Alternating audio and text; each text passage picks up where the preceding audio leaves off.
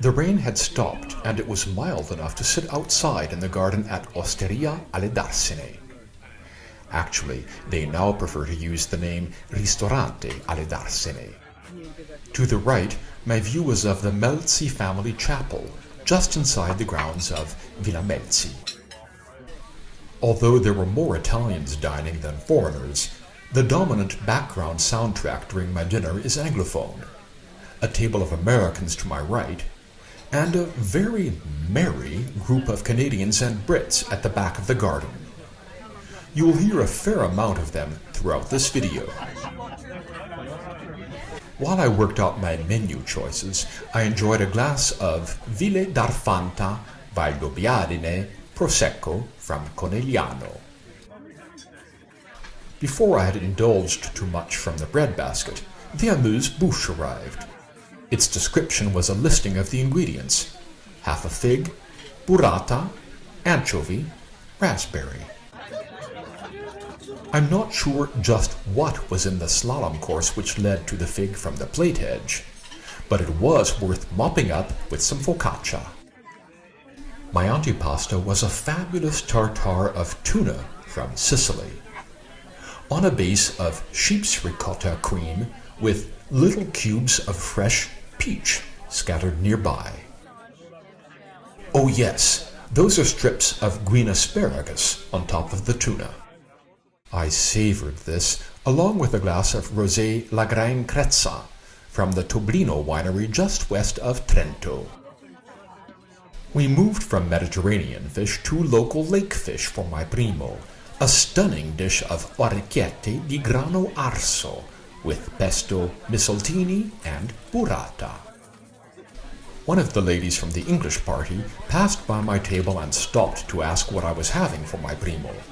Apparently nobody at their table had ordered my dish. As followers of my vlog, you know by now what misoltini are. Grano arso is a kind of toasted whole wheat grain, usually organic, originally from Apulia, which is then ground before being used to make pasta. It has a darker color than normal pasta wheat and an unmistakable smoky flavor. This matched up perfectly with the misoltini, of course. A great composition and one of the best primi I had on this trip. An ideal wine pairing was a Cabrione from Nino Negri in the Valtellina. The waiter explained that it was a cuvée of Chardonnay and Sauvignon plus 2 local grapes, Chiavenasca, which is Nebbiolo vinified in white, and Manzoni, a cross between Riesling and Pinot Blanc, named after its originator, the agronomist Luigi Manzoni, not the writer Alessandro Manzoni.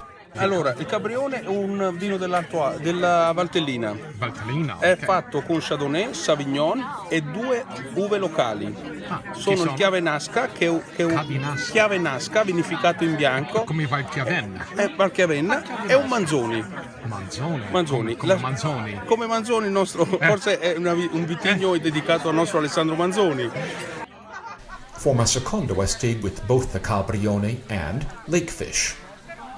What I got was a wonderful mix of lavarello, which you now know is whitefish, and rainbow trout, both lightly fried in olive oil, together with zucchini and sage leaves fried in the same batter. I'm not really such a fan of fried fish, but I was glad I made an exception for this. When I had finished it, I was actually extremely full, but a visually spectacular dessert I had seen served at a neighboring table ignited my curiosity and, let's be honest, my greed. At the nearby table, the dessert was served as a perfect sphere of white chocolate with licorice, over which the waiter poured a raspberry sauce, gradually turning the white into a marbled, dark red sphere. Just when my portion arrived, I was distracted by a repeat visit from the same English lady as before, who had decided I must be a restaurant critic. By the time I could assure her I wasn't, the waiter had already done his baptism of the white chocolate sphere, and I had missed my chance to film the act. The opportunity to ask the waiter what the crumble underneath the sauce was had also been passed up. I don't feel the film clips or photos do the dessert optical justice. It looked much better live. It was delicious. It was also the richest dessert I have ever eaten, at least when I was already full. In fact, I was so full I was barely able to extract my wallet from my back pocket to pay for the bill, and I had to ask the hostess to put the little post-dessert biscuits into a doggy bag to take back to my hotel for the next day. Walking was essential to help digest, but I have seldom had to walk so slowly.